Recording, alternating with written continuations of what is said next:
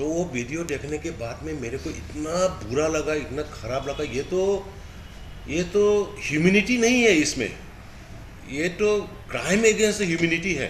वो मतलब कोई ऐसा ही आदमी वालों ने करने वाला काम ही नहीं है।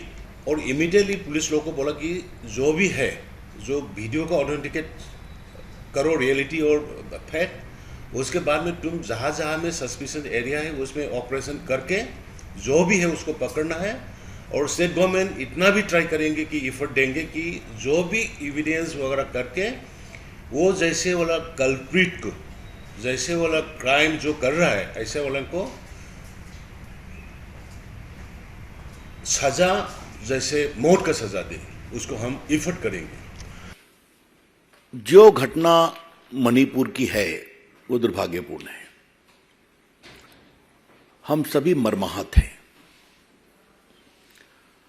और हमारे प्रधानमंत्री माननीय नरेंद्र मोदी जी ने आज कड़े शब्दों में उसकी निंदा की है, कार्रवाई का आग्रह किया है, महिलाओं की सुरक्षा के बारे में देश में जागृति फैलाने की बात की है। मणिपुर के साथ साथ राजस्थान, छत्तीसगढ़ का भी जिक्र किया उन्होंने। हम इस पर बहस चाहते थे लोकसभा में, संसद के दोनों सदनों में। ये हमारे लिए गंभीर विषय है, होना भी चाहिए। नरेंद्र मोदी की सरकार देश की बहन बेटियों की इज्जत के बारे में बहुत ही गंभीर और संवेदनशील है। We would like to reiterate with full assurance and confidence that the government of Shri Narendra Modi is fully alive to the safety and security of women of India, who may be in any state ruled by any party. किसी प्रदेश में हो लेकिन महिलाओं का सम्मान होना चाहिए। आज ये बहुत पीड़ा की बात है कि जब भाजपा की ओर से राज्यसभा में पीयूष गोयल जी और लोकसभा में प्रहलाद जी ने साफ साफ कहा था कि हम इस मणिपुर पर चर्चा करने को तैयार हैं,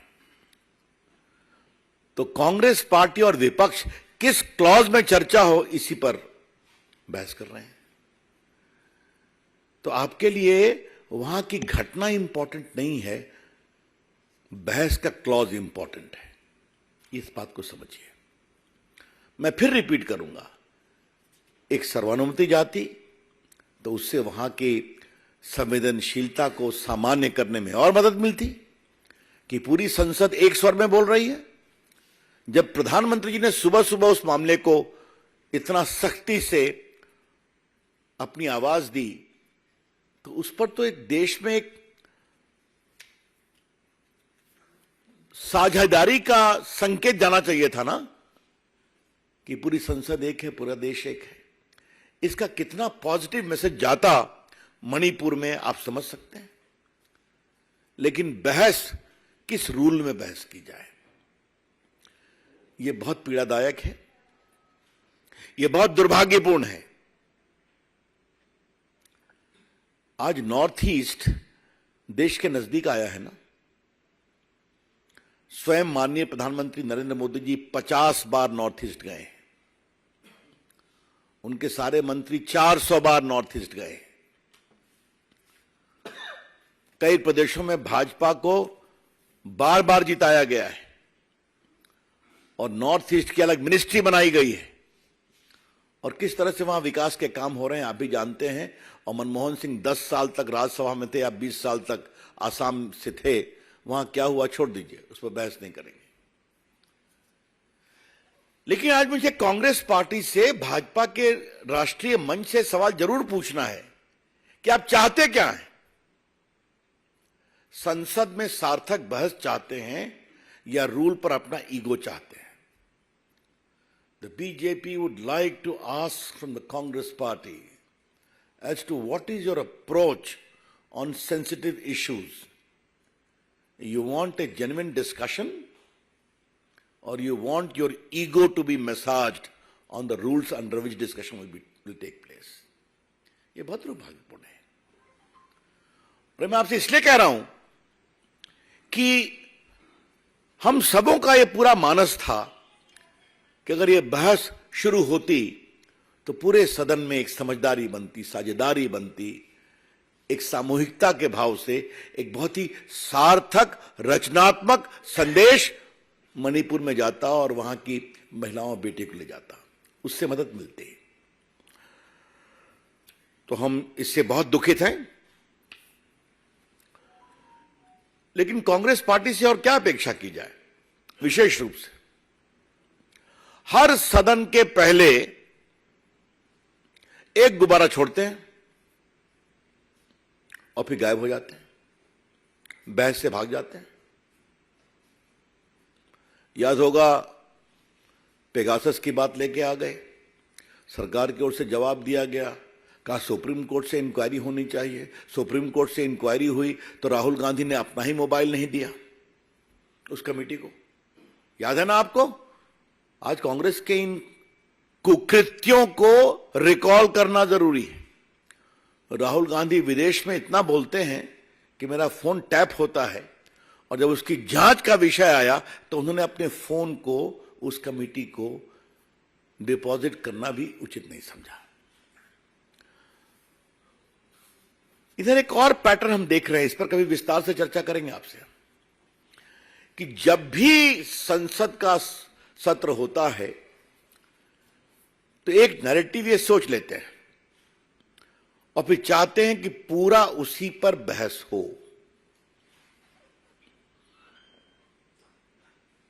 हम किसी व्यावसायिक ग्रुप के समर्थन में हम नहीं हैं।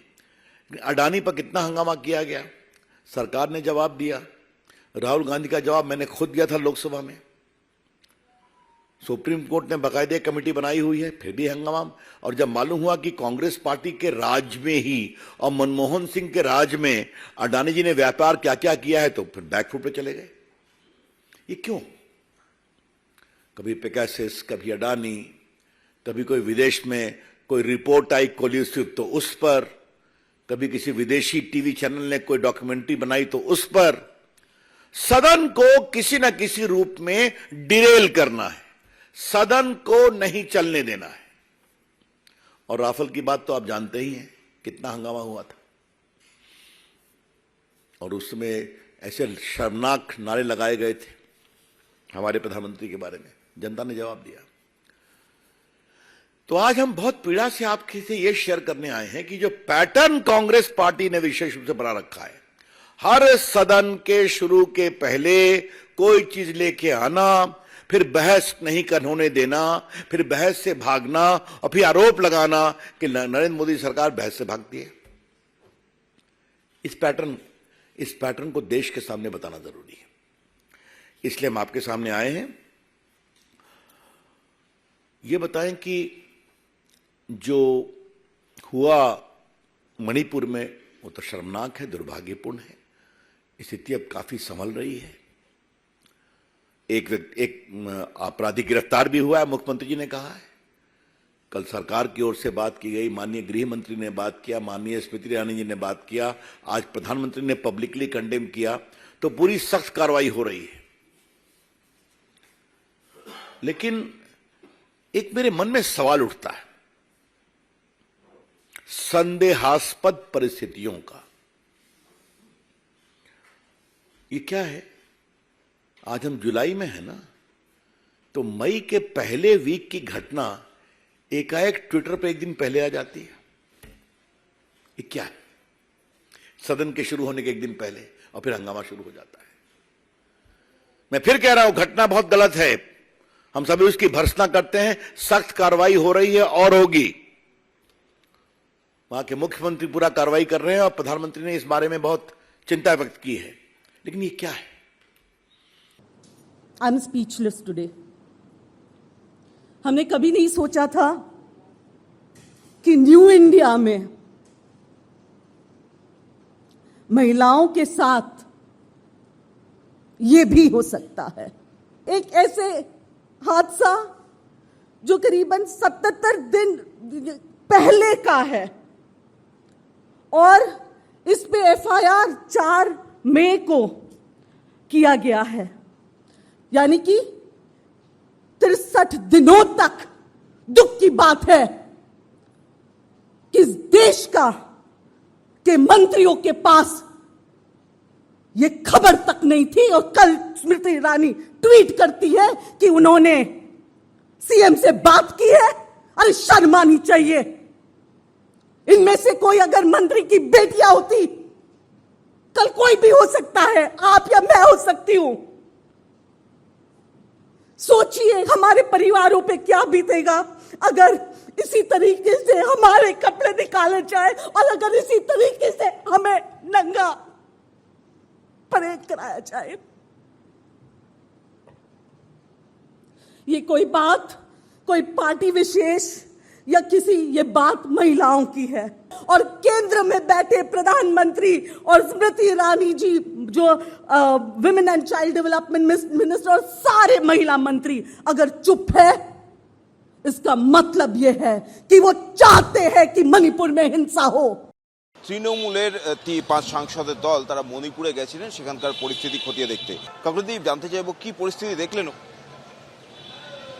যে নৃশংসতা, বর্বরতা এবং হিংসা আমরা দেখে আসলাম, সেটা আমার মনে হয় স্বাধীনতা উত্তর ভারতবর্ষে এর আগে বোধহয় মণিপুর বা পূর্ব ভারত দেখেনি।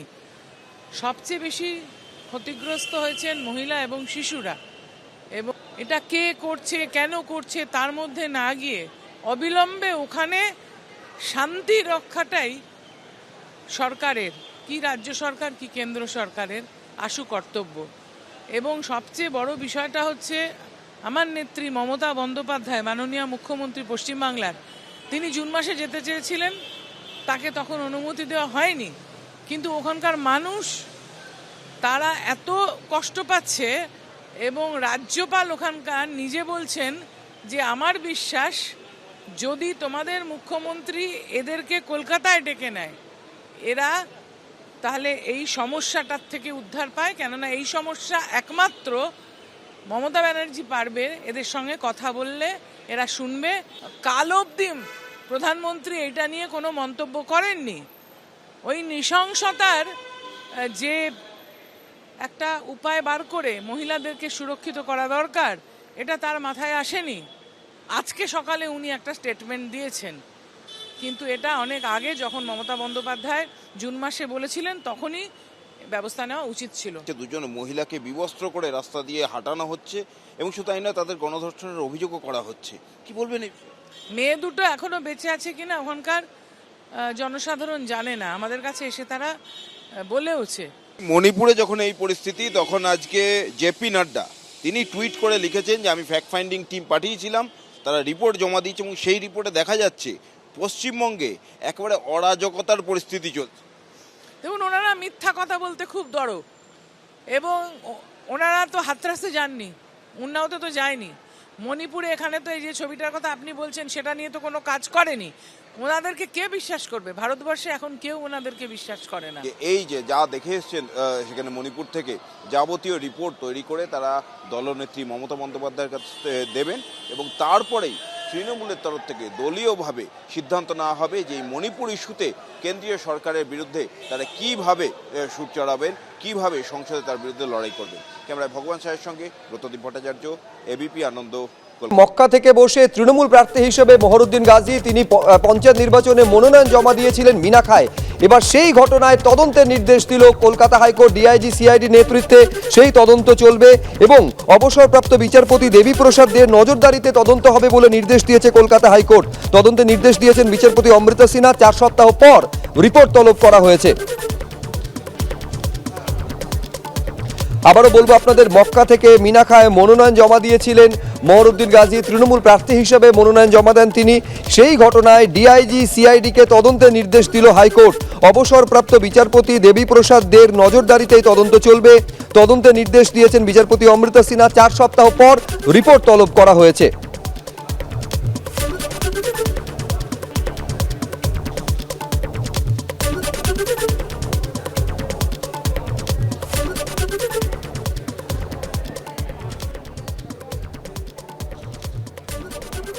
আদালতে অস্বস্তি শুভেন্দু অধিকারীর, তার কারণ তার বিরুদ্ধে উস্কানিমূলক মন্তব্যের যে অভিযোগ করা হয়েছিল সেই অভিযোগের সত্যতা খতিয়ে দেখার জন্য কলকাতা হাইকোর্ট নির্দেশ দিয়েছে এবং যদি সেই অভিযোগের সত্যতা থাকে তাহলে এফআইআর করা যাবে বলে নির্দেশ দিয়েছে কলকাতা হাইকোর্ট।